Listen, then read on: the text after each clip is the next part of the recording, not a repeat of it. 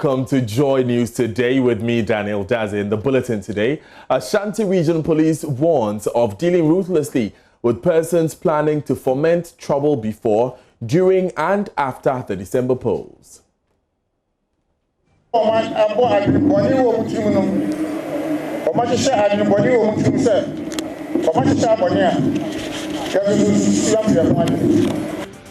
Money Africa scores New Patriotic Party NPP 56.77% for fulfilling its 2016 manifesto promises.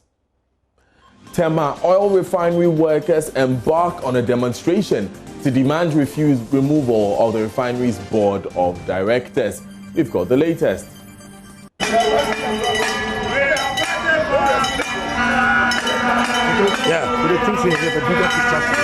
And on our multimedia at 25 series today, we tell you the story of Nicholas Ofori, aka Bishop, the driver who served the company for 12 years and is still in active service. I was driving a taxi. I met one man at Asari down. I called Mr. Adako. He told me he heard that Joy FM is looking for drivers. I told him, the man, hey, Joy FM, how can I apply Joy FM? I said, oh, don't worry. If you are 1,000 people are looking for the job, and make sure they will take you. So I started multimedia 2004. Now in business, governments to implement circular economy framework for plastics. All this and more coming up in the bulletin. Stay with us.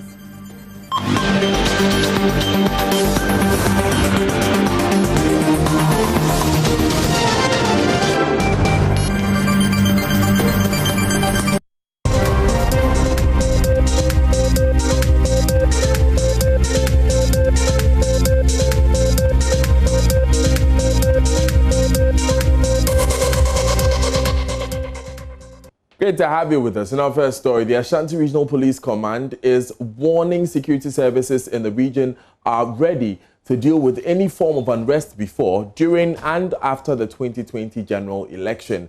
Commissioner of Police COP Kwesi Mensah Duku says anyone planning to disrupt the general election should stay away from the Ashanti region, else they would regret their actions. He intimated that the service is prepared to identify, track and arrest persons with ill motives to foment trouble during the elections. COP Duku was speaking at Abunu in the Bosomtwi district when he commissioned a new police station and an accommodation facility. Mahmoud Mohammed Nuruddin reports. The facilities constructed by the Bosomtwi District Assembly are designed to create conducive environment for police operation and services in the district. God of honor, praise former. Men drawn from Regional Police Command, all ready for inspection. Number 45571, General Corporal Daniel Damte reporting, sir.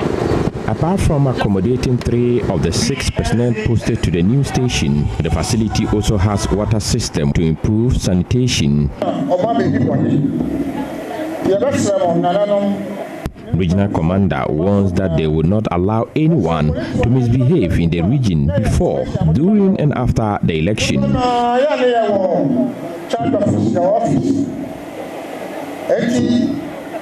COP Duku assures residents that no one needs to fear because all security services have adequately prepared to carry out peaceful election.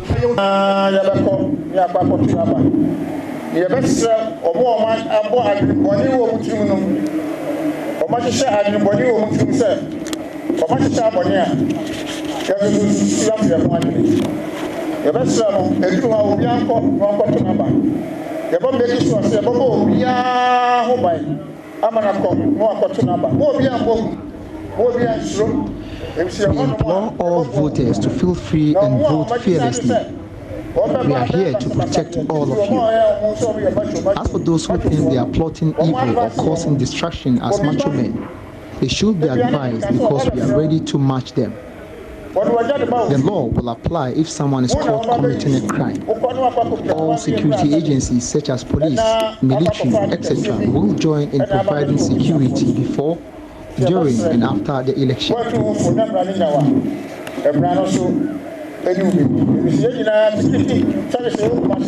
The police, military, fire,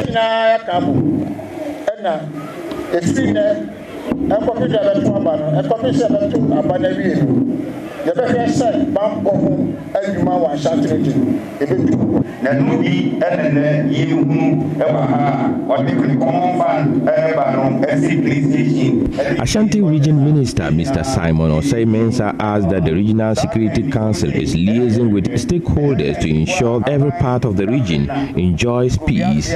He urges residents to provide police personnel with the right information about activities of criminals in order to investigate and arrest for prosecution. This is very ready. And that is what I will assure everybody. On December 7, 2020, everybody should come out and vote. There will be peace before, during, and after the elections. I'm urging everybody to conduct him or herself very well, because we are not going to tolerate any form of crisis or violence anywhere.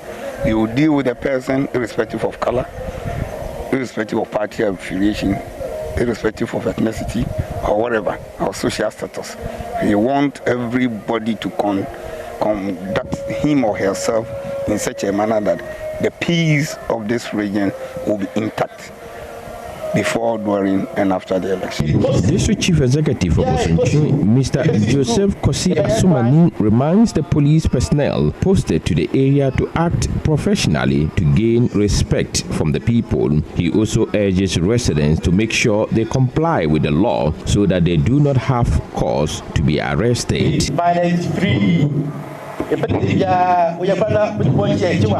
When the police gets hold of any culpable persons, we are going to process you to court for the law to take its course. We don't want anybody to come and plead for criminals, because that will make the police work difficult and unsuccessful.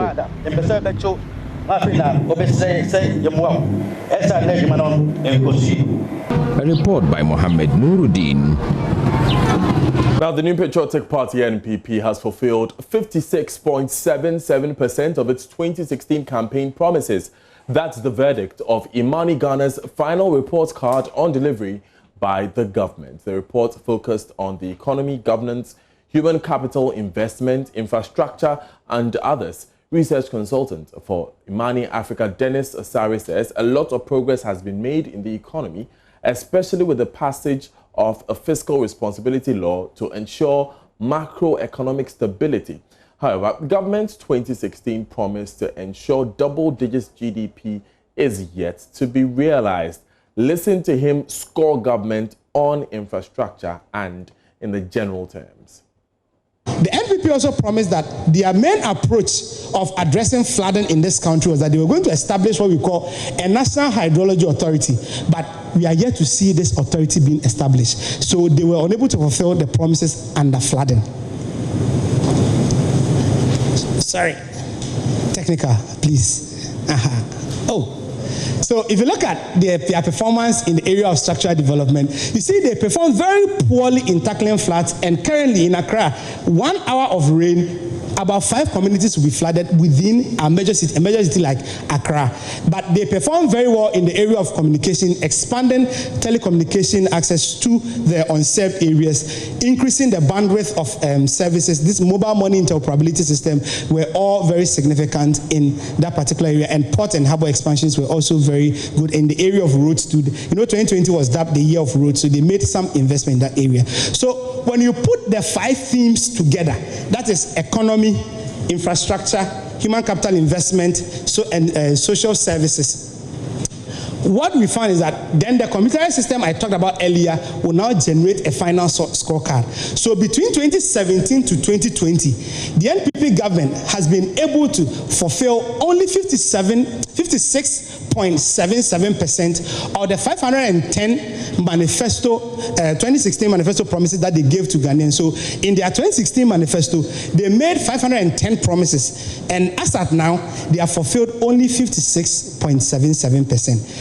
So this is a breakdown of the thematic in terms of their performance in the various themes. Let's now go straight to my guest. Dennis Asari, who was speaking there, has joined us via Zoom, and Andrew Ejapamesa, who is Member of Parliament for Second D on the ticket of the NPP, has joined us as well. Gentlemen, welcome. Let me begin with you, Mr. Asari. What did Imani seek to do? How did Imani quantify a project as completed or a promise as fulfilled? Okay, so thank you very much and good afternoon to your viewers, Daniel. So in our manifesto project, or as part of the broader manifesto project, what we seek to do is to assess the performance of government in terms of their commitment to their manifesto promises. So in our assessment, we grade promises between 0 to 1. So where 0 means that no work has been done and 1 means work has been fully completed on that particular promise. We integrate it into the manifesto assessment framework. Then we get a scorecard that measures the performance. So if you go to a village and maybe a water system was supposed to have been constructed, if that water system is simply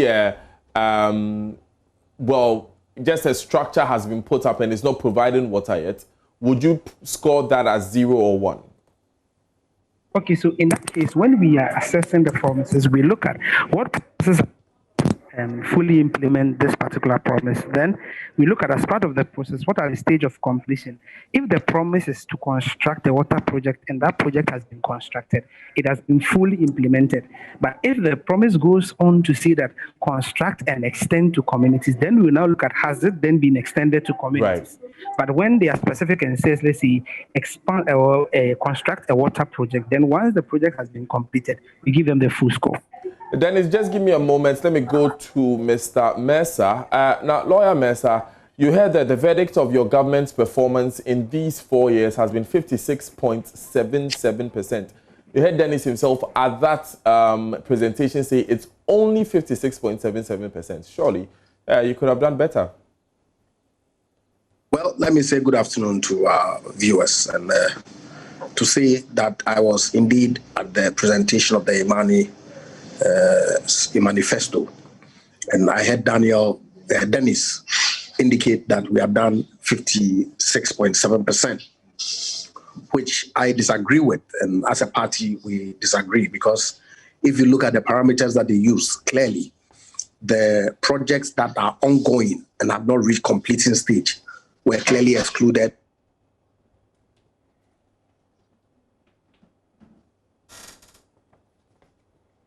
You're live on Joy News today. Our guests in this segment of the bulletin, Andrew Ejapame, a member of Parliament for Second D, who you heard clearly say he disputes the findings of Imani. Let's get back to him quickly and get him to round that point. Now, you were on the point, Mr. Mensah, that they excluded projects that were not complete.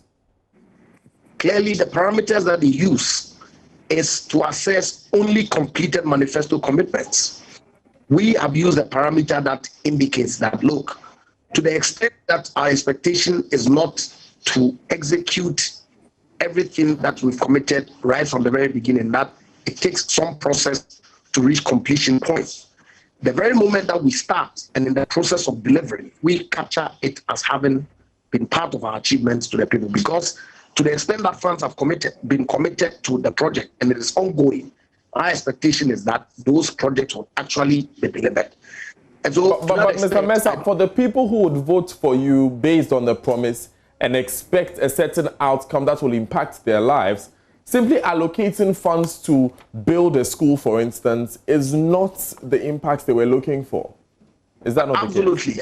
But I'm saying that if I have promised to build a classroom block and then I have reached lintel level,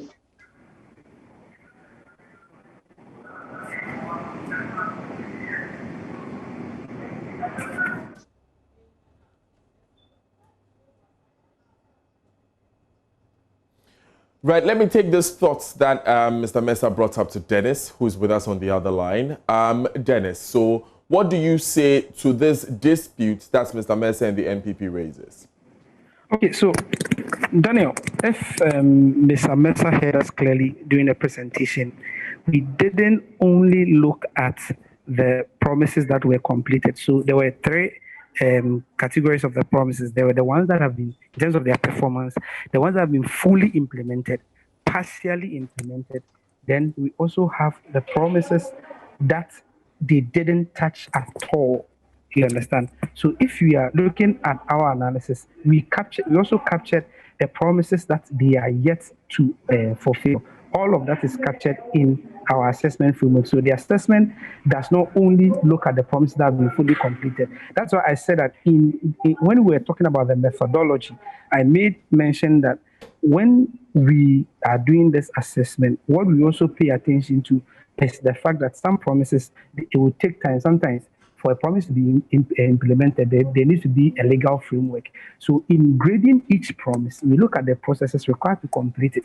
Where some works have been done, a score of between 0.1 to 0.9 will be awarded to that particular promise. So if Mr. Mensah heard us clearly during the discussion of the methodology, maybe he missed that part.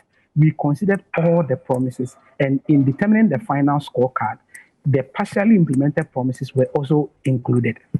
Right. Right. Mr. Mensah, go ahead. You see, as I was there, I heard that. But my point is, for instance, tackling flooding zero. But I know that Parliament has approved a facility for the Greater Accra Resilience Project, okay, which then seeks to deal significantly with the outdoor channel drains. But you capture it as zero and does not capture the fact that funding has been procured for a project that seeks to control flooding in the outdoor channel. Okay, because the project, the assessment has not started.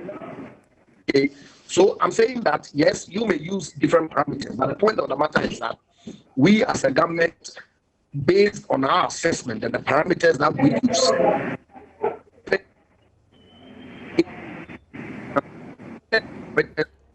right, Mr. Mensah, your point was made. I'm just hoping that we can get a clear enough connection for the answer to my next question, which will be: has government done their analysis of how much they have fulfilled?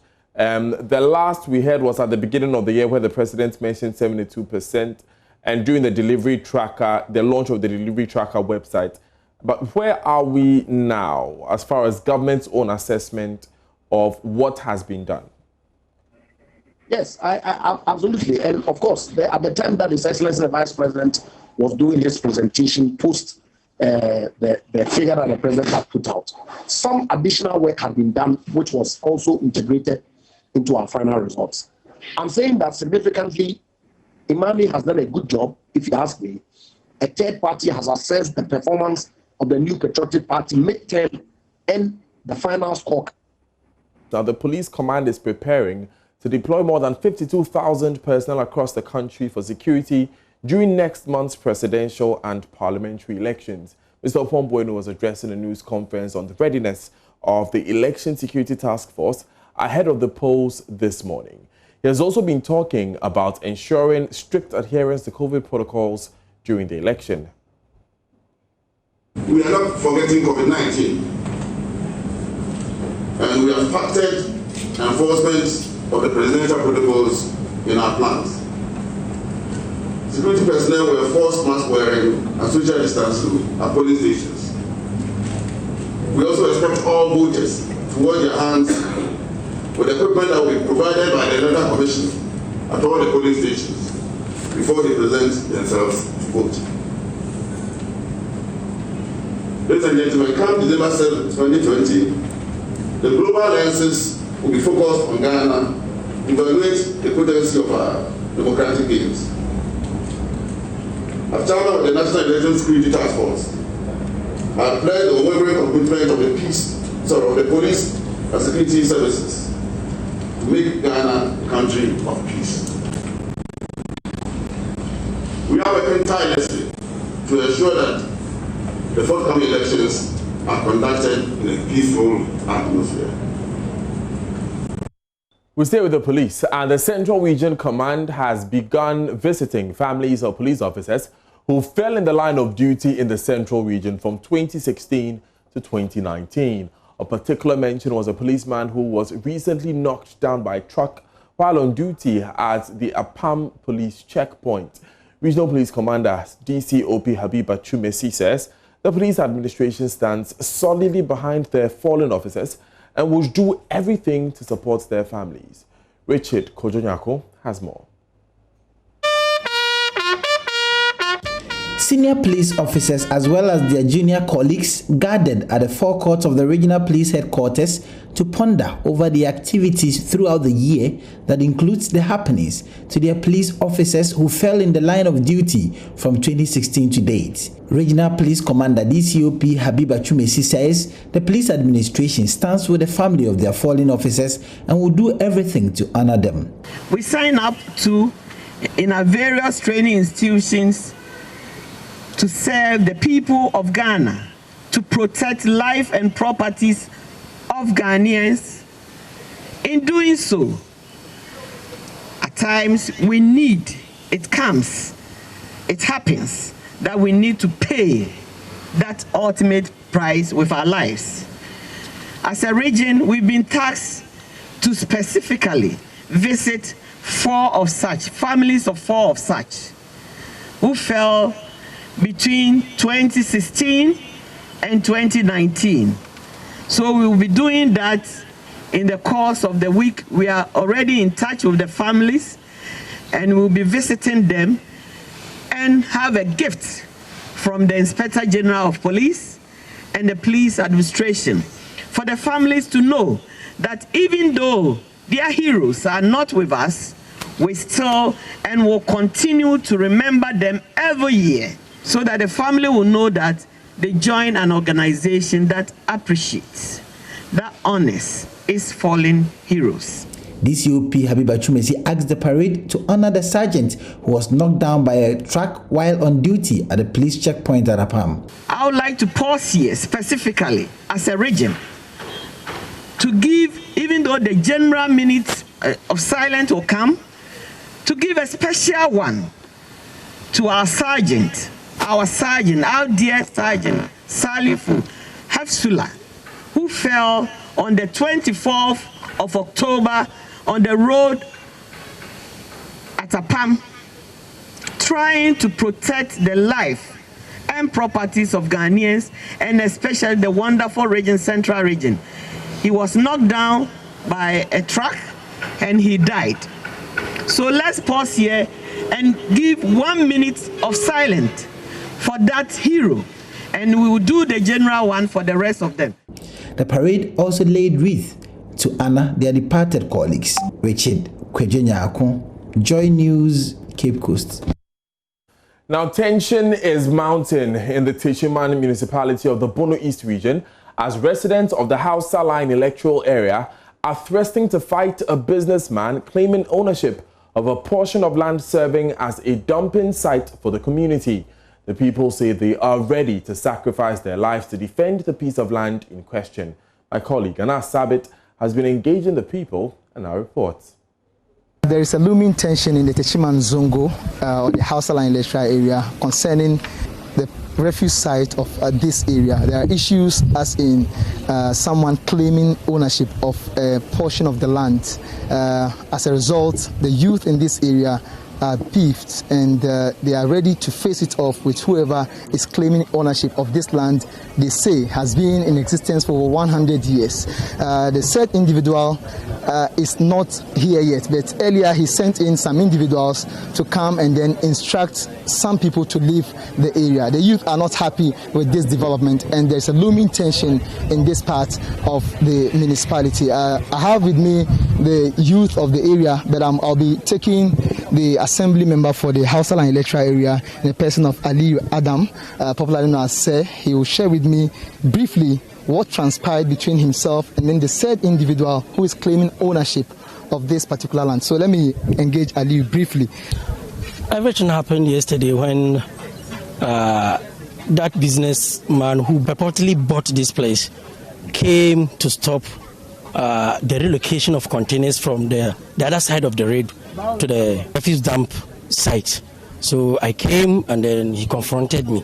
He threatens me that he so backs up to an extent that he can come to my house, beat me up and leave and nothing will happen. Then I told him that I am here on behalf of the chiefs and the people of Zongo. But he says, and so what? So I went and informed them that this is what happened and this is what is going on, though they know. But the guy has threatened me. So they said, in that case, don't all gathered here this morning so that he should come and threaten them as he did to me. the land belongs to Zongo, and then we are not ready and never ready to forfeit this piece of land to any person, even the government. Nobody. And the youth are here for that. And they will be here in the evening, they will be here in the night, and we will be guarding it day in, day out. Any attempt to claim this land, it will be bloodshed. Now, some workers of the Tema Oil Refinery wearing red clothes and singing this morning as they called for the removal of the company's board of directors. They say the board has failed in its supervisory role as the oil refinery is unable to make proper investment to generate revenue. Chairman of the Workers' Union, Bright Adongo, and Chairperson of the Ghana Transport Petroleum, the General Transport Petroleum and Chemical Workers Union, GTPCWU, Sewa Duncan William, spoke with the media. So what really are your concerns? What really are your concerns? Yes, the workers' concerns are that look, the board of 12 must be sacked, and it must be now. And these are the reasons. The workers believe that the board has failed to exercise that oversight responsibility that needed to bring check and balance timelines on management, to implement proposals that would have changed the cash flow structure within the refinery. These are things we have control over.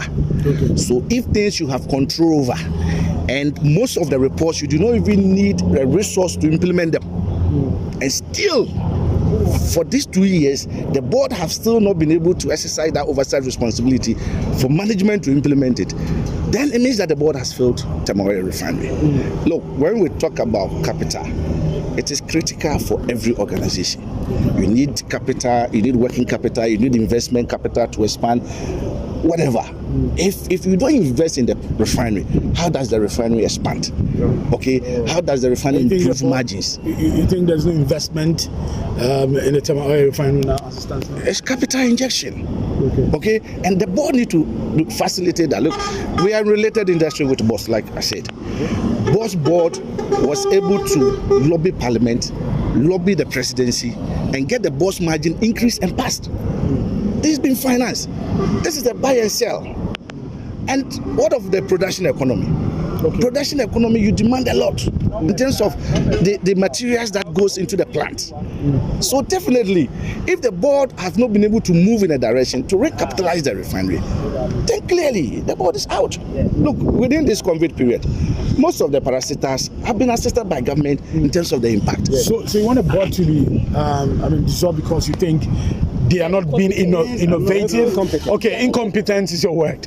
So you think the board is not being innovative in bringing money, in investing and bringing, money to the Tema Refinery, is that what you're saying? You see, apart from what you have just said, you see, that is the function of the board. Okay, you need to liaise with management in terms of financing. You see, you have the corporate direction of the company from the shareholder. So if over these years, all the things that I've talked about, the board have not been able to do it when they took over, in terms of the data and the parameters, in terms of things that we were owing and where we are having today. Today, as I tell you, we owe GRA, we owe water, we owe what, we owe what, we owe what. You're live on Joy News today with me, Daniel Daze. Coming up later in the bulletin, driving the news 16 years behind the wheel at Joy. Bishop's story. Now, we'll bring you that story later. Stay with us. Hi, good afternoon. Welcome to Business. My name is Darryl Kwao. The Ministry of Environment, Science and Technology and Innovation says government is developing a circular economy framework with the use of plastics. This will tackle how plastics are designed, manufactured, consumed, disposed of and recycled due to its negative impact on the environment. Sector Minister Professor Kwabena Frimpong Boateng said this when he visited Nelplast Eco Ghana at Kubekrom in the Pon Katamaso municipality. There is more in this report by correspondent Kwame Anka. Plastic waste pollution has been one of the nightmares of successive governments. However, in the last few years, some young Ghanaians are changing the narrative, the use of plastic waste as raw materials. From production of building materials to fuel, they hope to help rid society of plastic menace. Ministry of Environment, Science, Technology and Innovation, as part of its mandate, is helping build capacity and streamline ideas of these minds. The ministry, over the past 3 years, has helped fine-tune ideas of Nelson Boateng, who is creating blocks, among other things, from plastic waste. Professor Frimpong Boateng was impressed with the brick house Nelson has built from plastic waste and sand. If we look at all the raw material that go into production of these blocks and pavement stones, it's staggering. You can see raw material from big companies like Nestle, the Milo and the milk, plastics, which cannot be recycled. But they come here to be converted into pavement stones. And one thing that surprises me is the weight, So we ask ourselves, where do the wastes end? And this is where they are. They are also going to be used in making pavement stones for the company that produces the waste in Ghana. I mean, as I said, when you see all these raw materials, then you begin to appreciate the admiration of the president that we need to work hard to make Ghana a very clean country. Professor Frimpong Boateng believes such innovations can be adopted at the national level to develop the country. And as he said, you see, we don't want cheap products. We don't want bad things for our schools and so on. And this system is in development. The interlocking bricks are solid, and he just told us that he's going to develop roofing material also from plastic, and also the ceiling buttons also from plastic. And when things are done, and then we can talk to the Minister for Works and Housing, there will be a demonstration house, and the experts will come and have a look at these things. When they're happy, then we can adopt the method into the construction of government or public property. We can't force the private sector to own it, but we can improve it so that we can use it. We have others who are also using the same plastic to produce diesel and petrol. We have others who are doing chairs and tables with this thing. So a lot of innovators. Meanwhile, Chief Executive Officer of Nelplast Eco Ghana, Nelson Boateng, says innovations from plastic waste are time-tested. Plastic waste has been a big challenge to us in the city mostly. So why I came up with this idea to use the plastic waste that we have in the city to solve the problems that we have in the villages, that schools under trees, and those that cannot afford houses that is costing about $20,000, $50,000. This house is very cheap and any ordinary person can afford it. Even by picking plastic to us, we can negotiate with the person to get one of these. There is a little component of cement. As when we get to the pillar side, we need the cement to hold the pillars together.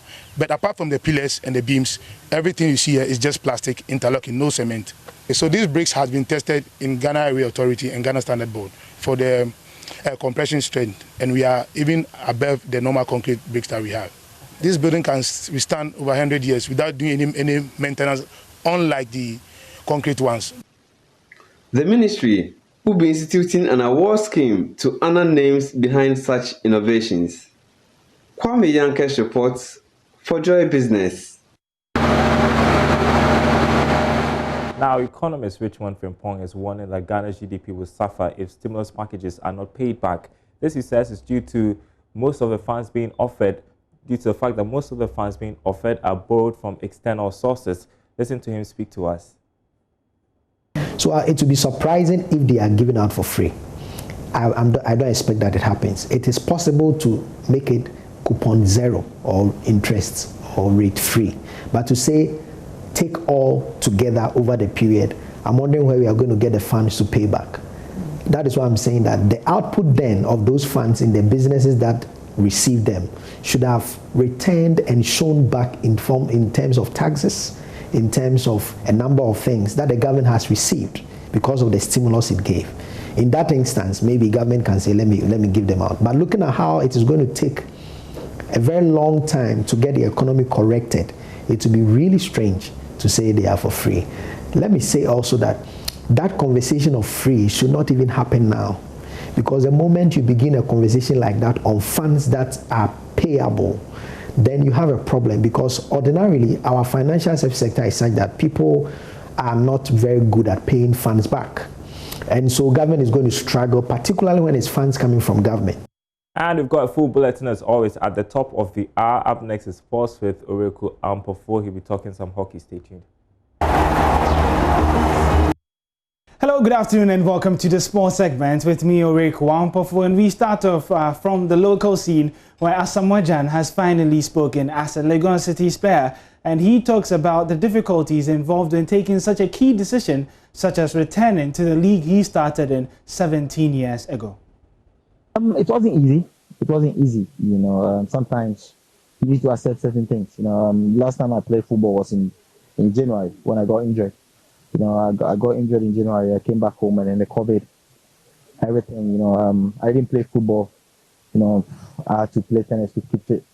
You know, so I'm now okay. You know, injury-wise, everything is fine. So I decided to start working. You know, because honestly, I added a bit of weight. You know, so I need to just get back in shape so I can start playing football.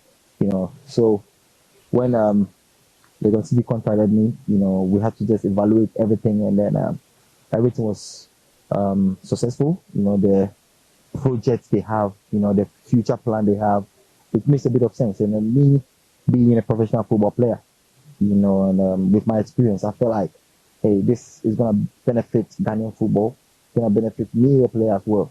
So that was my decision. It's a good decision for me. No, personally, I don't feel any pressure. Like, I'm just here to enjoy myself. You know, I just want to get fit, enjoy myself on the field, make the fans happy. You know, do what I can do on the field, help the young ones, because especially the young ones, because most of them look up to me. You know, playing around me is gonna push them to do more. You know, so the most important thing is me getting fitter, and then make sure I can deliver, and also me being in the Ghanaian League can bring more exposure. Well, still on the Ghana Premier League, and we move from Legon Cities to Inter Allies, where head coach of the side, Henry Clem, has witnessed concerns about his team ahead of the new season. He says the players have not had enough time to prepare, but he is hopeful they would be ready for the new season. There's more in the following report by my colleague Muftau Nabila Abdullahi. The form of teams were at a crescendo before COVID-19 forced the suspension and subsequent cancellation of footballing activities in the country. Following the lifting of suspension on contact sport, Ghana Premier League clubs resumed training sessions ahead of the commencement of a new footballing season scheduled to start on the weekend of November 13. Head coach of Inter Allies, Henry Clem, has been speaking about the challenges the players have encountered and how soon they will be ready before the first match of the season. For me personally, it meant that I had to leave Ghana right when we were playing very well, and so I was sad that I had to leave. For the players, you know, they haven't been practicing and playing for, I think it's around 7 months. So of course they missed the contact with the ball, the technique, the first touch, and they are not in such a good shape. So we have a short period to make them ready for the first game. It's a very short start, and with this team we lost 7 players. They sold to, especially to Europe. So of course it will take us time to build a new team, but I'm sure we will handle it. Inter Allies will be missing the services of Victorian Adebayo and Samuel Arma, 2 players who scored 18 goals in 14 matches before the suspension of footballing activities. Lem admits the duo will be missed. Of course we'll miss them. First of all, as persons, they're very nice persons, but of course 2 as good players who make so many goals, you know, it's not easy to find players, new players in such a short time. But I'm sure we're working on it every practice to make more goals, but it will probably take a while before we'll be there again. I think they're in okay shape after such a short practice period, but they still have a lot of you know, technical things and a lot of tactical things we have to do better. So we played our first practice match this Saturday, and I know it's first match in 7 months, but still I was not satisfied how we played, especially the first half hour. So we still have a lot of things to work on. Allies will open their new footballing campaign against Dreams FC at the Theatre of Dreams. Well, that's the note on which we'll be wrapping up the sport here. You can get some more sports stories or the latest updates in the world of sports on our social media handles as Joy Sports GH. My name is Oreku Ampofo, and do have a fantastic day.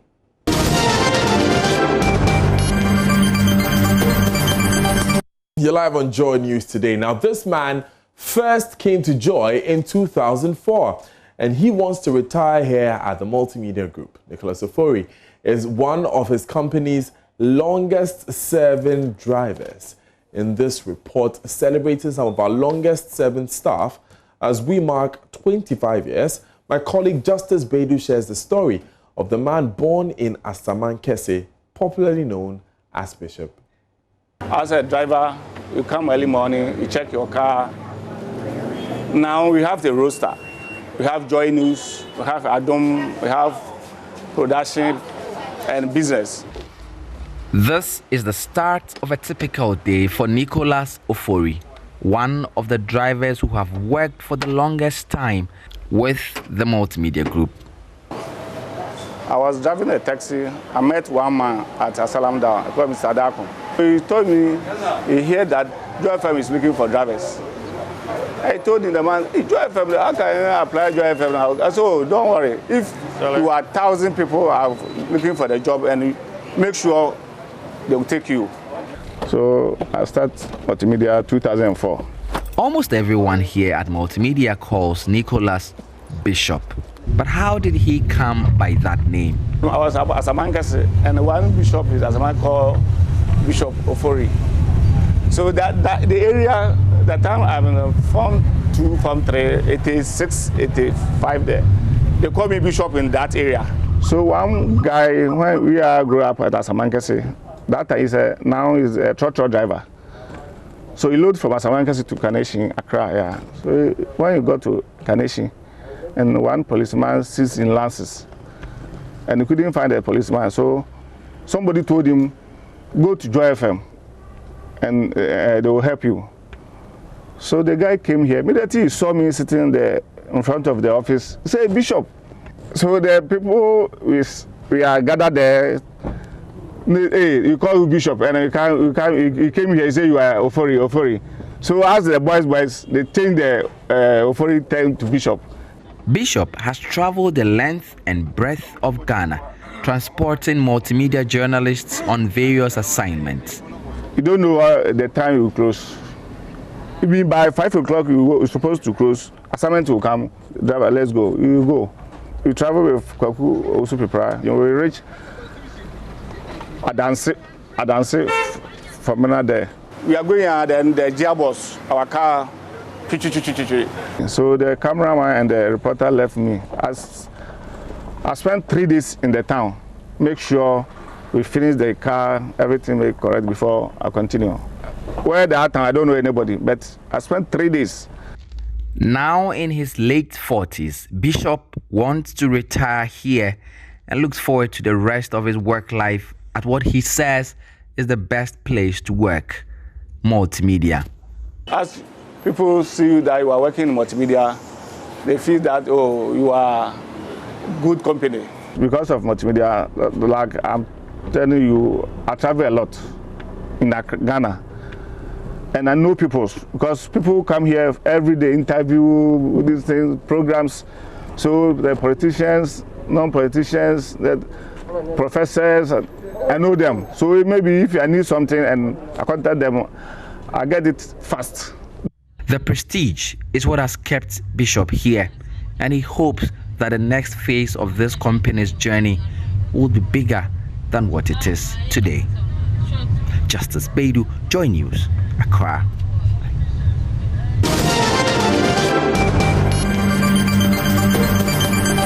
Right, you're live on Joy News today. Let's take you quickly. In World News today, we'll bring you a quick update on the U.S. election. As you can see there, Joe Biden has 224 electoral college votes. Donald Trump has 213. Both need 270 electoral college votes to be president. This is after 41 out of 50 states have been declared. Well, that's a projection from 41 out of 50 states. Now, I'm going to quickly take you down to the breakdown. So some popular states here, Florida, for instance, has fallen for Donald Trump. Now, take a critical look at this. Now, ahead of the election, if you look at the category called lean Democratic, those 5 states there were projected as the states which would determine the election. So at the moment, Joe Biden has picked up 3 out of those 5 states. Those 3 states are Wisconsin, Arizona, Nevada. Now, they are shown in light blue because Joe Biden is projected to have picked up these states. He's leading currently. It's interesting because in most of these states now, the balance of polls, that's the votes that have not been counted yet, are mail-in ballots. And it is said that most mail-in ballots will favor the Democratic candidates. Now, ahead of the election, Donald Trump himself accused the U.S. Postal Service of attempting to rig the election through the mail-in ballot system, and so threatened to cut funding to the U.S. Postal Service. Now, for the rest, so if you look at the numbers on your right, in that lean Democratic, I'm going to need this, in that lean Democratic category, that's the percentage of votes that are being counted there. So Arizona has 82% votes, Wisconsin has 89% votes. The latest news I actually just picked up from Wisconsin is that when, pardon me, in Michigan is where I want to take you to, that lead that Donald Trump has in Michigan has gone down to about 20,000 votes, which is what I just read just when I was entering, after Detroit's votes were counted. So it's going to be very paper thin there. However, it's clear that if Donald Trump is able to hold on to Pennsylvania and Michigan, because Pennsylvania has 20 electoral college votes, and Michigan as well. If Donald Trump is able to hold on to any 3 out of these 5 states, it is projected that he could win the election. If Joe Biden is able to continue with this streak of overturning Donald Trump's lead in any of these states, then it looks like Joe Biden will enter the White House. So that's where we are currently. And you know, it's interesting to note that in 2016 as well, around this time, it's these same states that were seen as the deciders. The conversation after this will be very interesting about how the conversation, the focus may be shifting from the known battlegrounds like Florida and what have you. Of course, this is your election headquarters, and we would indeed keep you updated on everything happening U.S. election. Becky is next with Showbiz. Good afternoon, welcome to Showbiz here on Joy News today. Now, Links Entertainment's Kwame Yuji has been reacting to claims that Sarkodie's song Happy Day, that he featured him on, is an endorsement for the NPP. According to the Artist of the Year, he contacted Sarkodie on the matter and was assured that the song has no political connotation. Away from that, artist manager Sidi Mohammed, popularly known as Black Sidi, has advised that the entertainment industry sets an agenda of pushing widely Ghana to the rest of the world. He said at the Black Star album listening that promoting Ghana and owning our sounds is the way to go for the younger generation. I'm doing this, so I didn't find any difficulties in pulling this together, so we'll give thanks. Why Black Star? You see, we're trying to push the Ghana agenda. You know, out there, when you say you're from Nigeria, the name Nigeria alone is a push for you. And I think that is one thing we have to inculcate here in Ghana, because most of the times we're moving individually. But if we come together and then push the Ghana agenda or push something that is from Ghana, it's going to open doors for like most of the young kids that are going to come after us. So that'll be all for Showbiz here on Joy News today. My name is Becky. Over to you, Daniel. And that's it for this bulletin of Joy News today. My name is Daniel Dad.